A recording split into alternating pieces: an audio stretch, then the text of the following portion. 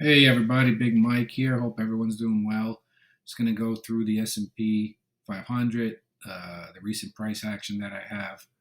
Now, I'm going to use the 4 hour chart because there's a lot of gaps on the 4 hour, and I feel like the markets kind of set that up for to be filled in the future for whatever the fundamental reason is. You know the the markets, they're so, I guess, smart about these things that they know that CPI is coming out next week. They know inflation readings. They know Fed meetings. So they leave these gaps up and down that get filled for whatever fundamental reason that we don't know until it gets filled. But we can see plenty of gaps here on when the S&P nuked after the CPI came out in June. And I have this area marked off here because there's a lot of stuff going on right here. And, trying to correctly read this is, there's a couple options I'm going to present. I think either way, this thing ends bullish, but it's like, is it bearish short term? Most likely. And I'll show the bullish case maybe as well, but it looks like it's bearish short term. So I have us in this falling wedge leading diagonal. And I have this, just being a bit of I think it's more of a minute time frame. But the move here from the diagonal from the wave 3 bottom test here, we have a couple of tests, 1, 2, 3, and then this was the fourth where it overthrew. This 3 wave led to the top test, which is over here as well. We have a couple of 1, 2, we have almost here 3, we have 4, we have 5, 6, 7, 8 tests, and then we have the break over here when we almost test there.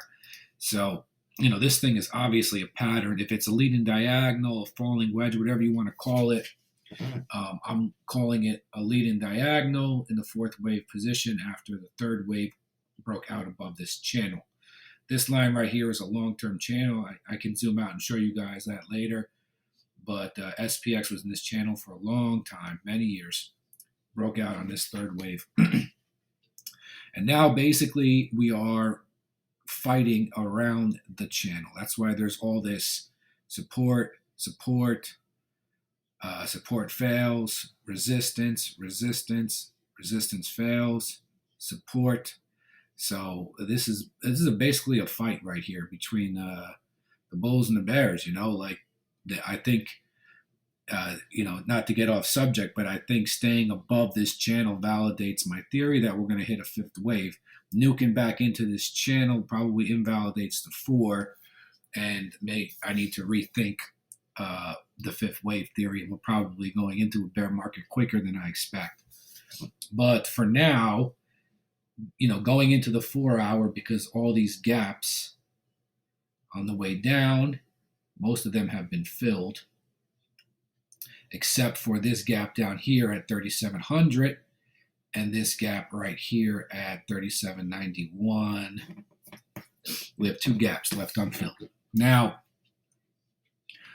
the count that I think is probably most likely is this count right here. I think we're in a flat. I think the diagonal broke out into a flat, and a flat, I think that because not just because of the wave count, but because also if you run a flat correction, a B wave has to retrace, I think, at least 80% of the A. And it doesn't go exactly 80. It goes very close to the 70. It's at about 78, almost at the 786. So I would cut this some slack, and say it's likely a flat correction. Now, that little nuance right there could be why it's bullish. I don't know. That's why I have 2 different counts. I'm leaning bearish right now, but I could be wrong. So if the bearish count is correct, and it's an A wave up, 1, 2, 3. Had a gap here on the way up, 38.20. Rejecting from this long-term channel that I said before has been support and resistance, and that we're fighting around. Rejecting, Okay, so now we do one wave down, we do a second wave up, reject, test it 2, 3 times, reject. We make the B wave, and on the way down on this wave, we fill this gap. But on the B wave, we didn't make it all the way down here.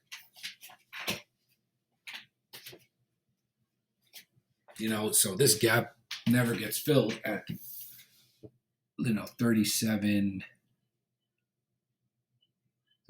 never gets filled, almost. And it would have been great if it did, because it would probably have been about 80%, and it would validate, make me feel very comfortable with my flat theory. But it missed it by a bee's dick. It came to 37.19. If it would have came down to 37.03, it would have filled the gap, and we could leave this behind us and move on with our lives and say gap's been filled, B wave is here, and we're in a flat. And I would know exactly what to do. I'd say this is bearish, we're going down. To where, we don't know. Is it continuation, or is it the ABC flat up and we're in some higher time frame wave 1 and we're going into it 2? I mean, that's left to be unseen. But cutting it some slack, not filling that gap, and the bearish count showing as an A, B, and a C. Pay no attention to this fib extension yet. The count is 1, 2, 3, 1, 2, 3. That's the flat A, flat B. 1, 2, 3, 4, 5, C. Now, it would have actually been a little bit better if we came and stopped right here on the 1, and then we would have did a 1-to-1, and that would have been a beautiful flat, and the C wave would have barely overshot the A wave, and that would have been a nice flat. But this doesn't break down that way. It's 1, 2, 3, an obvious 4, and here's the 5th. So it's it's still 5 waves off the B, 1, 2, 3, 4, 5, but it's a strong wave coming on off of the B into the C. So, and it hits the 618. If it would have hit the 1, I feel like that would have been perfect. Now, like this area right here, 1, 2, 3, 4 times tested the 41.66 level, coming back up here again, testing it again. Now, here's where it gets sticky.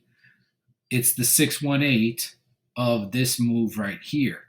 So, this thing, this ABC, it could still be an ABC flat, but it also could be this, as this whole thing is evolving, because the 618 is a typical 3 wave. A wave 3 will extend to the 1618. So in that scenario, we take it from the bottom here to the B. This is the 3 where the C is. We're going to do a 4. And we'll fib that out in a second.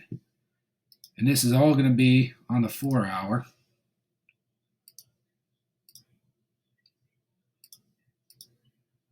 And it's got to look something similar to this.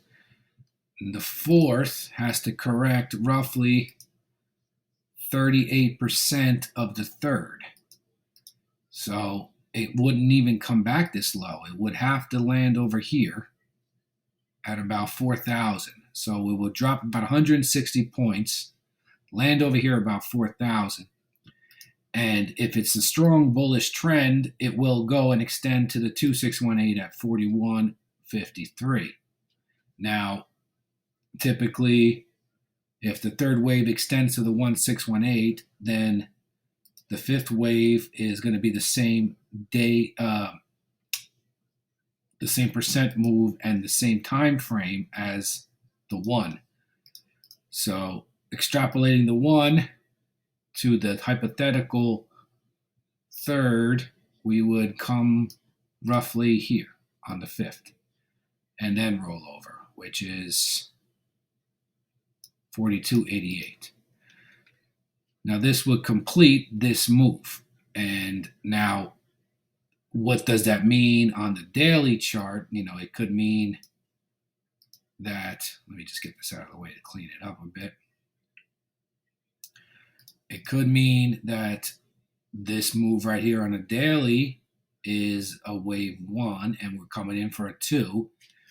So what would that look like? Now we would have to fib out this entire 5 up, counting it as a 1, expecting something like a 786, because wave 2 can really do that. It can do the 786, can do the 618. The twos can go pretty deep and make you think that it's not a 2, it's not impulsive. That's the point of the 2, to shake you. So then if this 5 up is bullish, we would have to ABC all the way down to the 786, and then we would fill this gap around 37. It would look like this. Probably come down here for the A, and whether it's a flat or a zigzag is left to be unsaid at this moment. If it's a zigzag, the A wave is not going to be as strong. The C wave will do most of the damage. If it's a flat, I believe the A wave does most of the damage. So, but don't quote me on that. So we would probably come down here. The B would probably come back up here, somewhere close to this strong resistance. It would probably hold. We would nuke down here to 37.88, fill this gap, and then we would take off. Now, I think this setup is just as likely as the ABC, because if we ABC here and we are this is a wave 1 and we're starting a wave 2 on the daily, then we would simply retrace here the 786, which is down here, and we still wouldn't fill this gap, but we can overshoot it and fill this gap. So in a perfect world, I guess this is why I'm thinking it more bearish. This impulsive move I have here is not correct. We don't have this long drawn out wave 1, wave 2, 5 up, ABC down for the 2, and then we go up for the 3. We have my original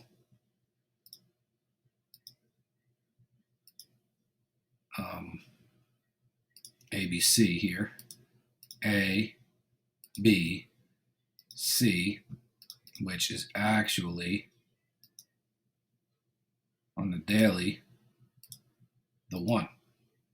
And then we're going to 2-wave down here, maybe even retest this somewhere perfectly to over. I mean, if we did something like this, we would fill the gap down here to 37 and then rip for the 3, 4, and 5 up there somewhere.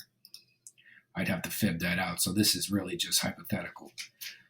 This would be the best setup. Now, what does that mean? That means probably CPI comes out next week, I think, on Wednesday maybe.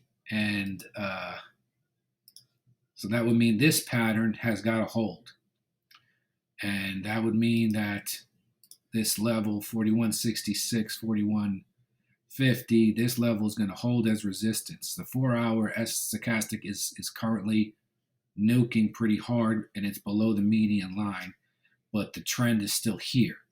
So there's a bit of a divergence. We're still here, but obviously the RSI, the stochastic, is selling off. The regular RSI is also pretty high up there. So it would be a beautiful little flush here. Just, I mean, this is really kind of what I would really like. Just boom, down here, fill this gap, retest this line one more time, without EW. I'll break it down for EW once it happens. Come off the C and go into a 3. This would be a 1, 2, and then boom up for the 3. and this would be the gas we need. Take out both these gaps, break this. CPI comes in, maybe it's still 8%. I mean, I think 8% would be a win because it would show it's not getting worse. It would show that inflation is not getting worse, and um, the the Fed doesn't have to continue to be aggressive with rate hikes. And also, it would show that the market probably thinks that this Inflation Reduction Act is going to work. You know, this helicopter money now that's coming in is going to work. And then also, oil prices are tanking. So, I mean, there's so many things that are showing that the inflation narrative is kind of rolling over. So, this would be like CPI 7.6 or 8 or 8.1, you know, nothing too high over 8. Knee jerk reaction, everything's fine. Inflation, the Fed's not going to raise rates anymore. They'll probably pause. The Inflation Reduction Act, market loves it. Helicopter money, and then boom, we take off. So what does that do to, you know, crypto? You know, if the S&P is going to nuke here, you know, I think crypto will take a breather as well. So maybe we have a strong weekend, or maybe even Monday and Tuesday leading into the meeting, and the S&P doesn't get over. Maybe it overshoots a bit and then loses it, and then the crypto and everything kind of nukes around the time of the CPI reading. Maybe this week is bearish for all the markets, but we get that recovery. So that's what I'm thinking, guys. It's a bit of a long video. I hope you got some value out of it, and I'm going to share this in my group. I'm always updating the S&P in my group. It's just a lot to cover, and I feel like typing it. If you want to join the group, just send me a DM on TradingView or on Twitter. Thanks for watching.